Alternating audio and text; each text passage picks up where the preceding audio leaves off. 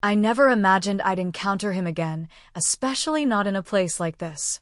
The crystal pavilion gleamed under the evening lights, its glass walls reflecting the glittering Chicago skyline.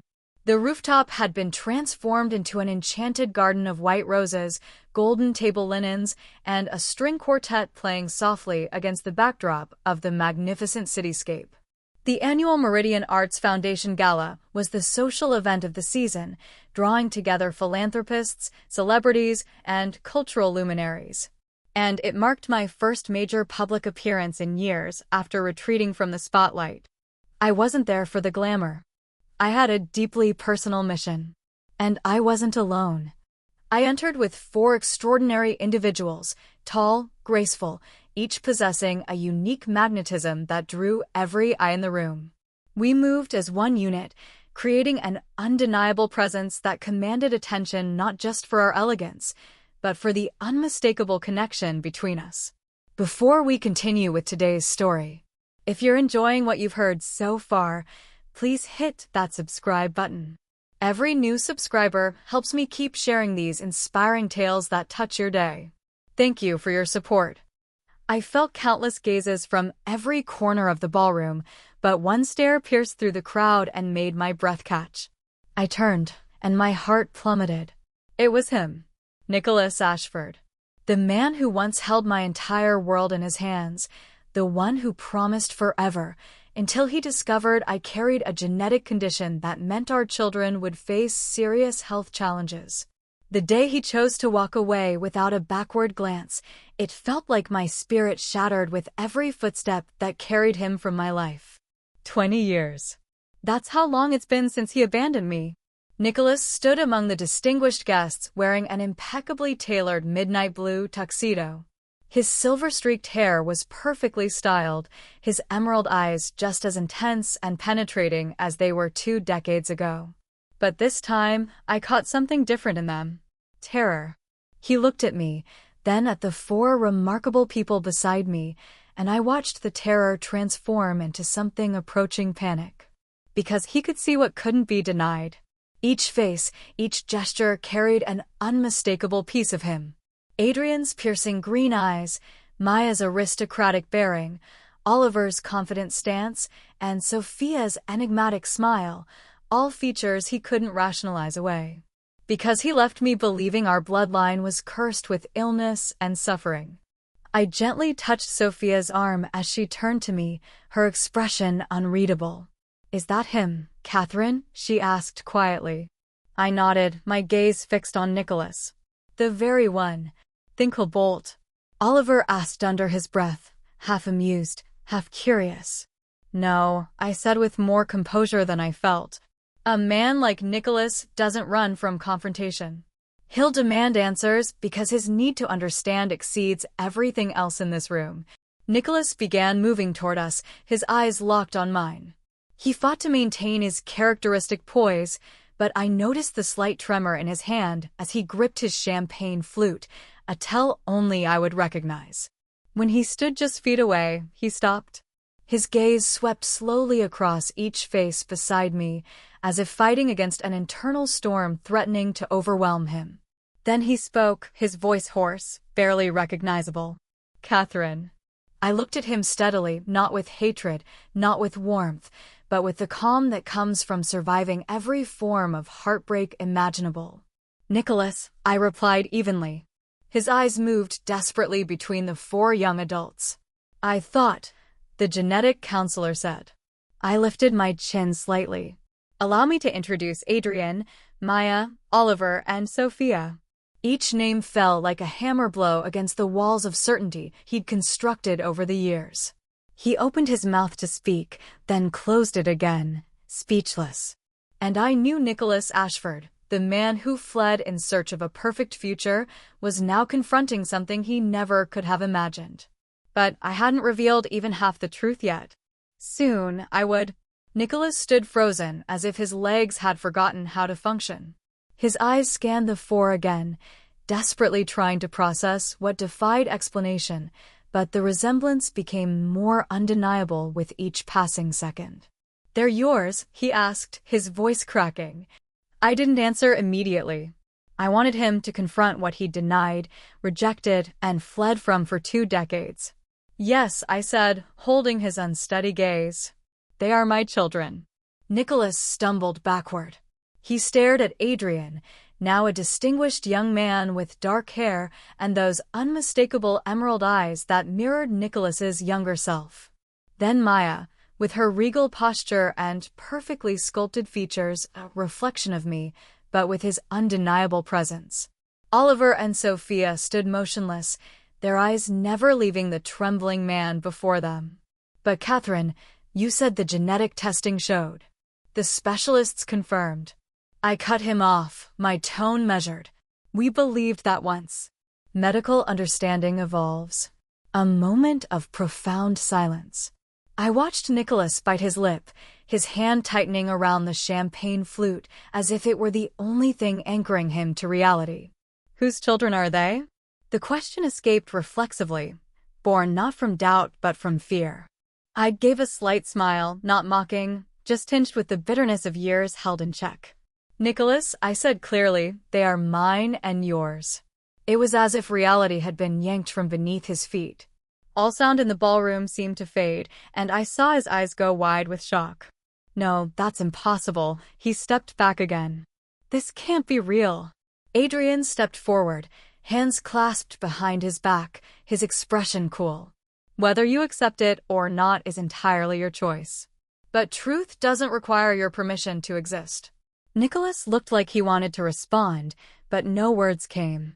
I could see his mind racing with 1,000 questions, trying to reconstruct the impossible. The man who once commanded corporate boardrooms now stood paralyzed before 4 familiar strangers. I exhaled slowly. If you want the complete truth, I'll share it. But not here.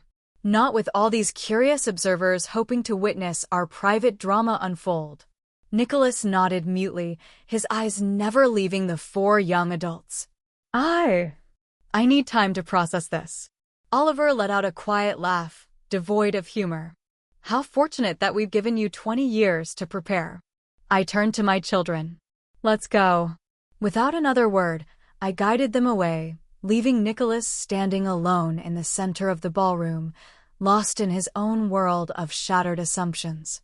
I felt his stare following us, heavy with something between regret and terror. As the elevator doors closed, Sophia looked up at me and whispered, "Catherine, will you tell him everything?" I glanced at our reflection in the mirrored wall, a woman no longer defined by abandonment or heartbreak, but as the mother of 4 extraordinary individuals, the sole guardian of a remarkable truth. Yes, I said, but I'll tell it on my terms, and only if he's brave enough to hear it all. The story was far from over. But I knew one thing with absolute certainty. We no longer had to bow our heads in shame, especially not me. What I was about to reveal would change everything Nicholas thought he knew about genetics, about family, and about the future he thought he'd escaped. Nicholas Ashford didn't sleep that night. He left the gala in a daze, haunted by the faces of 4 extraordinary young people, each expression cutting through the protective barriers he'd built over the years. Every step back to his penthouse felt leaden. Every familiar object was a reminder of the life he'd once abandoned in pursuit of genetic certainty. The next morning, Nicholas called his private investigator, Derek Morrison. Discreet, thorough, and unquestionably loyal. "Derek, I need you to research everything you can find about Catherine Blake," Nicholas said, his voice tense and low. "Especially anything after 2004. Medical records, research connections, anything unusual." Derek didn't ask for explanations. He simply replied, "I'll begin immediately, sir." Nicholas barely left his office all day. He searched through old files, photographs, and memories of Catherine. Their engagement photo still sat in his private safe, the one memento he'd never been able to discard. Near midnight, Derek called. "Sir," his voice came through clearly, "I've uncovered some very specific information." Nicholas sat up straight. "Tell me." Catherine participated in a groundbreaking research program in late 2004. An experimental project called Genesis Protocol, led by Dr. Miranda Chun. The program focused on genetic modification and disease prevention using cutting-edge gene therapy techniques. She was a test subject? Nicholas asked, his heart pounding. Not just a subject, Derek said slowly. She was the program's first complete success. They managed to eliminate the genetic markers for the hereditary condition entirely. Nicholas couldn't speak. He sat in stunned silence, then managed the children. Birth records, hospital documentation. I accessed confidential medical files, Derek replied, his voice dropping lower. All 4 children, Adrian, Maya, Oliver, and Sophia, were born at North Shore Medical Center between 2005 and 2007. Each has a complete genetic profile, and Derek paused. Nicholas held his breath. They're all biologically yours, sir. DNA analysis shows a 99.9% paternal match. But there's something else. What? None of them carries the genetic condition. The gene therapy worked perfectly. They're not just healthy, they're genetically enhanced. Superior immune systems, increased cognitive capacity, enhanced physical abilities. The world around Nicholas felt suspended. He set the phone down, staring at the screen where each child's profile was displayed. Name, date of birth, genetic markers, and a line that was impossible to deny. Father, Nicholas Ashford. Genetic status, enhanced. Derek was still speaking, but Nicholas no longer heard the words. A hollow feeling settled over him, not because he'd been deceived, but because he'd been the one to slam the door 20 years ago on what could have been the most extraordinary family in human history. But there was more Derek hadn't told him yet. Something that would make Nicholas's abandonment seem even more tragic. Sir, there's one more thing. Derek's voice cut through his shock. Dr. Miranda Chen wants to meet with you. She says it's urgent, and it concerns the children's future. Nicholas stared out at the city lights, realizing that truth, like a tidal wave, was about to crush over everything he thought he knew. Set up the meeting, he said quietly. As soon as possible.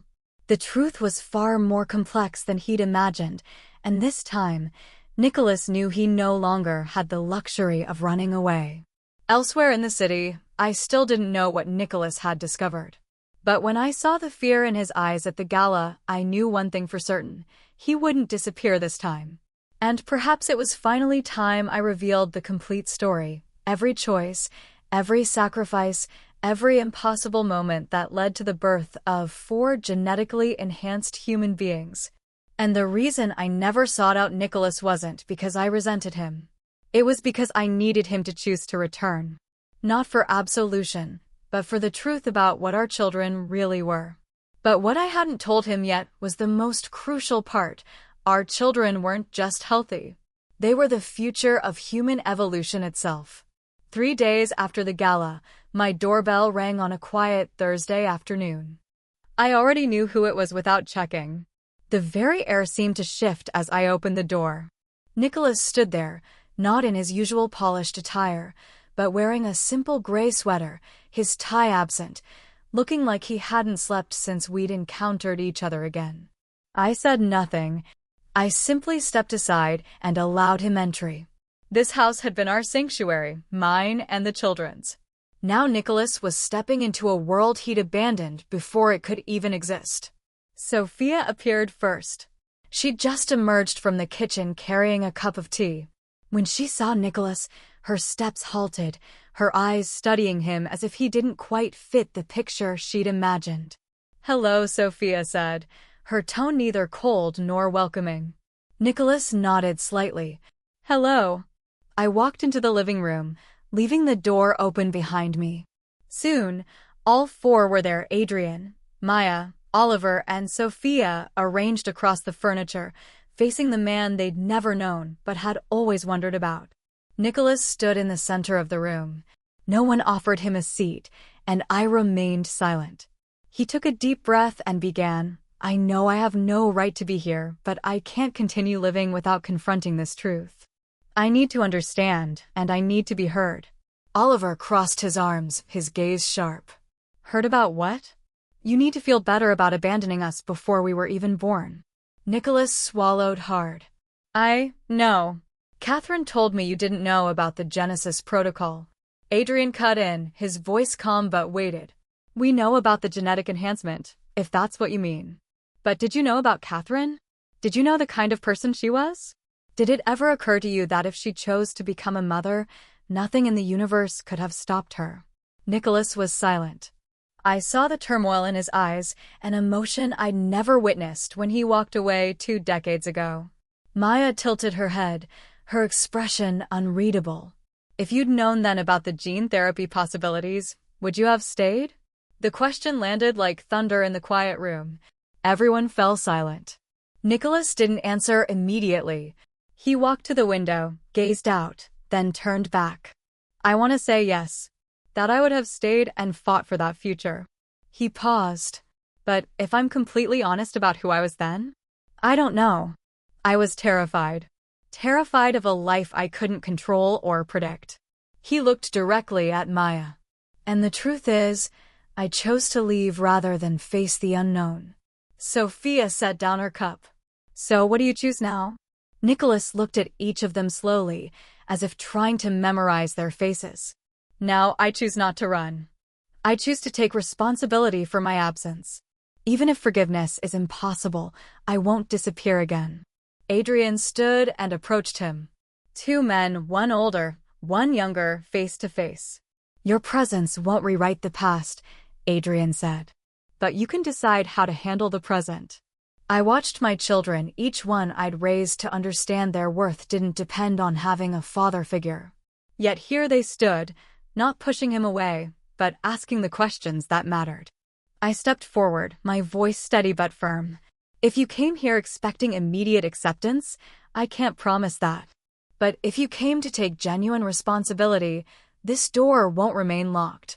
Nicholas nodded. For the first time, his eyes held something beyond ambition or control. They held the desire to try again, even if imperfectly. Oliver shrugged. We don't need a father figure, but sometimes it's not terrible to have someone willing to listen. Nicholas gave a small smile, rare and genuine, filled with regret but open to possibility. But what none of us knew yet was that Dr. Miranda Chun was about to contact me with news that would change everything we thought we understood about the children's enhanced genetics. The Genesis protocol had been more successful than anyone realized. And our children weren't just the future of human evolution, they were its present reality, with abilities that were only beginning to manifest. Nicholas returned the following Sunday afternoon, unannounced. This time, he brought a file folder and a box of imported chocolates from the confectionery I used to love, the one that had closed years ago. He'd remembered, or at least had tried to. I opened the door to find him standing there, uncertain but not timid. His eyes no longer held their defensive walls. They were waiting, perhaps for permission, or a sign, or simply a fragment of hope. I'm not expecting anything, Nicholas said, setting the chocolates down. I understand I can't repair the damage, but I want to know them. I sat across from him, maintaining distance. I'm not preventing that, but the decision isn't mine to make anymore. He nodded. I understand. At that moment, footsteps echoed from upstairs. The children had just returned from a lecture at the university. They entered the room with sunlight catching their hair and shoulders. Sophia noticed Nicholas first, her eyes briefly surprised. Then Maya, Adrian, and Oliver, each with their own reaction: wariness, curiosity, cautious interest. Nicholas stood, his hands clasped to steady their trembling. I know I don't deserve consideration, but I'd like the opportunity to know you, if you'll permit it. Oliver raised an eyebrow, his tone dry. Know us? Weekend barbecues, birthday cards for the next 20 years. Nicholas didn't argue. Whatever you're comfortable with. I'll be available when you need me, or if you simply want answers. Adrian stepped closer, locking eyes with him. Are you certain about that commitment? Nicholas nodded. I don't know where to begin, but I'll be here, even if it's just to listen. The room fell quiet. Time seemed suspended, the outside world fading away, leaving only the sound of steady breathing and the weight of possibility. Sophia turned to me. What do you think, Catherine? I shook my head gently. I've already walked my path. The rest is your choice. Maya placed her bag on the couch, then looked at Nicholas. Do you have transportation? Nicholas blinked. Yes. Then take us to the Science Museum on Lakeshore Drive. They have a new genetics exhibit open until 9. We can start with something educational. Nicholas nodded, smiling for the first time that day, not broadly, but sincerely. Oliver sighed. I'll come. Not for your sake, but because the exhibit actually sounds fascinating. Adrian turned to me. Are you joining us? I shook my head and smiled. Not this time. This is your journey. As the door closed behind them, I remained by the window. The sunset stretched across the neighborhood like liquid gold. I didn't wish for miracles or expect magic. But even the smallest first steps are still progress worth acknowledging. That night, when the children returned, they didn't say much. Just brief comments about the interactive displays, how Nicholas had mispronounced scientific terms, and how he'd left his car keys at the information desk. Those small things, awkward, authentic, unpolished, were the clearest signs that something had begun. A second chance, even arriving late, is still a chance worth taking. And this time, I wouldn't be the one to stand in its way. But what I didn't know was that Dr. Miranda Chen had been monitoring our children for years, waiting for the right moment to reveal that the Genesis protocol had created something unprecedented in human history. Our children weren't just genetically enhanced. They were the first generation of a new human subspecies. And soon, the world would need to know what they truly were. Nicholas began visiting regularly, but never intrusively, never demanding time or attention. He quietly sent messages to each of them, not lengthy or dramatic, just simple invitations. If you're available, I'm at the new coffee shop near campus. They have excellent study spaces, or discovered a bookstore with a remarkable science section. Thought you might find it interesting. Initially, the children didn't respond, but gradually each began to engage in their own way. Adrian was first, the most reserved yet too curious to resist.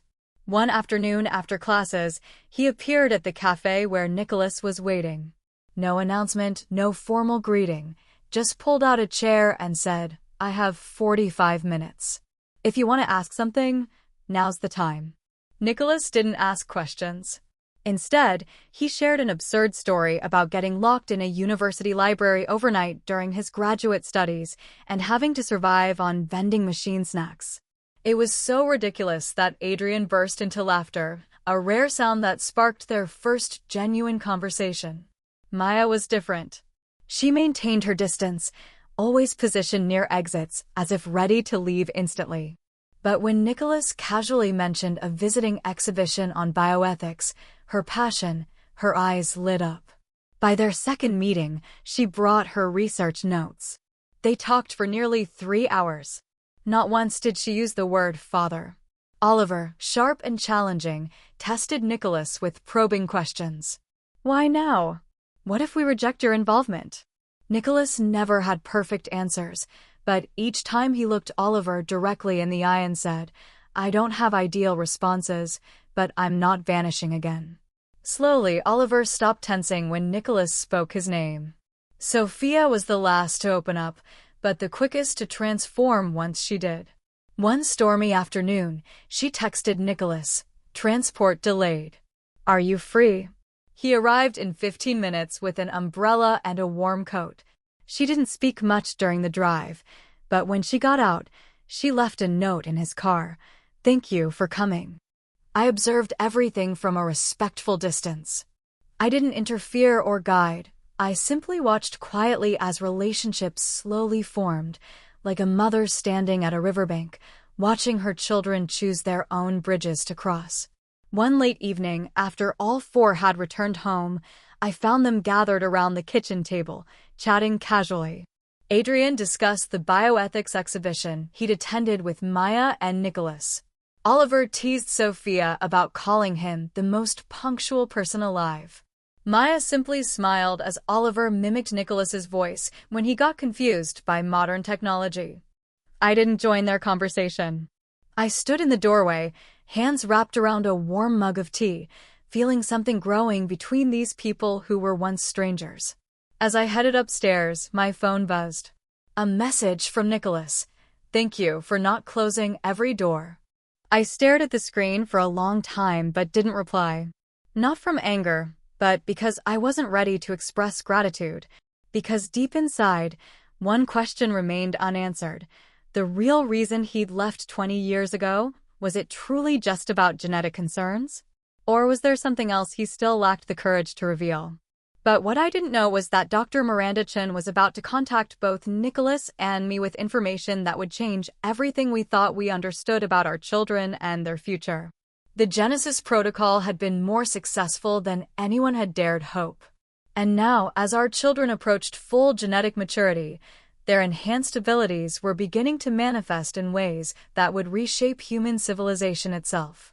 One crisp autumn evening, with fallen leaves carpeting the sidewalks in gold and crimson, Sophia entered the kitchen with a question that brought everything to a standstill. "Do you ever wish things had been different?" Her voice was gentle, almost like a whisper, but coming from Sophia, our youngest, most intuitive, and emotionally perceptive child, it carried a weight no one had dared address until now. Nicholas was slicing apples.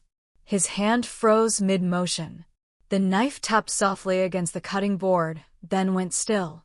He looked up and met Sophia's eyes that reflected a younger Catherine's clarity, but pierced through every defense. No one spoke. Adrian, Maya, and Oliver all turned toward Nicholas, as if they'd been waiting for that answer.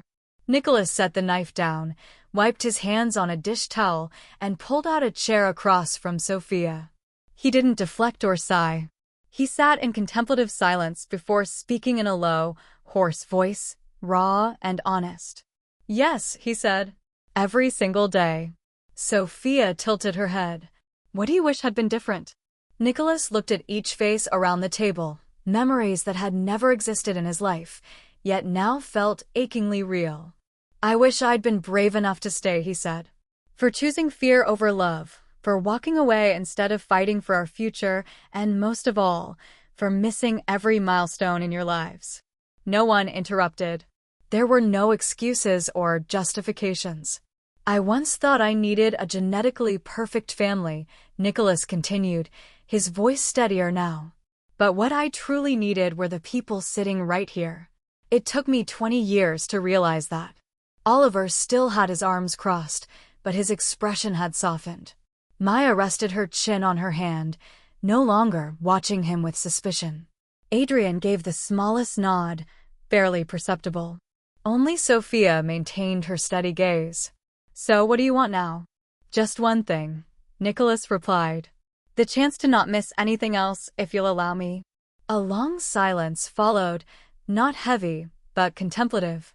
The kind of silence where hearts weigh old wounds against the possibility of something new. That night, after the children went upstairs, I entered the kitchen. Nicholas was still sitting there, eyes focused on the window where autumn winds rustled through the trees. "I heard everything," I said, pulling out a chair across from him. He looked at me, not defensive, not expecting praise or forgiveness. "They're changing," I said. "Not because you attempted something grand, but because you were authentic." Nicholas smiled faintly. "It's all I have left." I studied him quietly. "Sometimes that's sufficient." He nodded, eyes never leaving mine. "What about you?" I knew that question would come. But I didn't have an answer, not because I hadn't forgiven, but because some wounds no longer cause pain yet still leave scars. "I still have something I need to ask you," I said. "But not tonight." Nicholas understood. He didn't press for details. When he left, I stood on the porch, watching his silhouette disappear into the soft glow of the streetlights. Part of me felt lighter. Part of me remained cautious. Because sincerity was only the beginning, maintaining trust required more, and I knew the real test was still ahead. But what I didn't know was that Dr. Miranda Chen was about to reveal that our children's genetic enhancement had succeeded beyond anyone's wildest expectations. They weren't just healthy, they were the first generation of humanity's evolutionary future. And soon, the world would need to know what our family had become. Nicholas continued visiting more regularly, but never overstepped boundaries. He didn't overstay, didn't disrupt the children's routines, never made demands of me. Sometimes he helped Sophia with her advanced physics assignments, accompanied Maya to guest lectures on bioethics, or played complex strategy games with Adrian late into the evening.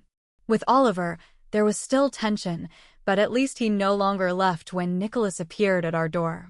And me? I didn't interfere. I just observed. I watched how Nicholas approached each relationship carefully, without rushing or scheming, like someone delicately repairing fabric that had been torn for decades. I saw how he looked at the children, how he treasured each moment as if he'd discovered something precious he thought was lost forever. And I watched myself, a woman who once resented him so deeply she wanted to erase his memory, now feeling her heart soften in the most unsettling way. One late evening, after the children had gone upstairs, I brewed 2 cups of herbal tea and walked out to the back garden where we could see the twinkling city lights and hear autumn winds whispering through the old oak trees. Nicholas was there, leaning against the garden fence, quietly contemplating the view. I handed him a cup, and we stood in comfortable silence for a while. "This view," he said softly. "You once dreamed of watching sunsets here with our children, a husband who loved you, and a golden retriever named Apollo." I laughed despite myself. "I'm allergic to dogs." "I know," Nicholas smiled. "But you still imagined it. Back then, you thought dreaming might make the waiting easier." I didn't deny it. It did. "Back then, I thought I was the irreplaceable part of that picture," Nicholas said. I turned to him, his eyes catching the faint glow of the garden lights. "I don't want to return to that time," he said gently, "because I know I destroyed it. But if possible, I'd like to help create something new. Not the same as before. Not perfect, but perhaps something different." I gripped my mug, its warmth spreading through my fingers. But inside, I felt another kind of current, a current of hesitation and a question that had never been answered. "Nicholas," I said, meeting his gaze directly. "The day you left, was it really just about the genetic risks?" He froze. The wind grew stronger, as if even nature was holding its breath. "No," he whispered, his eyes dropping. His voice grew heavier. "That was the easiest explanation to give. But the truth is, I panicked. I looked at the future and didn't see myself as someone worthy of standing beside you. You were so brilliant, so strong, and I was weaker than I ever wanted to admit." His answer didn't wound me. It felt like the missing piece finally falling into place. I remember thinking, I said quietly, "If you had just said that, we could have found a way forward together." But you went silent and disappeared. "I know," Nicholas whispered. "And that's something I'll regret for the rest of my life." Another pause. Then I lifted my head, gazing at the city lights that shimmered like fallen stars. "We can't go back," I said slowly. "Too much has changed. I'm not the woman who once wrote Apollo in her diary." Nicholas gave a soft laugh but didn't interrupt. "But," I continued, "if you truly want to stay, for the children, for yourself, and if you're willing to accept an imperfect beginning." I turned to him, meeting a gaze filled with hope but no pressure. "Then maybe we can become something else." Nicholas said nothing. He just nodded. And for the first time in 20 years, we stood side by side with nothing broken between us. But what we didn't know was that Dr. Miranda Chun was watching our reunion from afar, waiting for the right moment to reveal that our children were more than just genetically enhanced. They were the first members of a new human species, with abilities that would soon change the world forever. The next morning, I received a call that would change everything. "Catherine," Dr. Chen's voice was urgent. "We need to meet. It's about the children. All of them. There's something you need to know about what they're becoming." And I realized that our story of reunion and second chances was about to become something far more extraordinary and dangerous than any of us had imagined.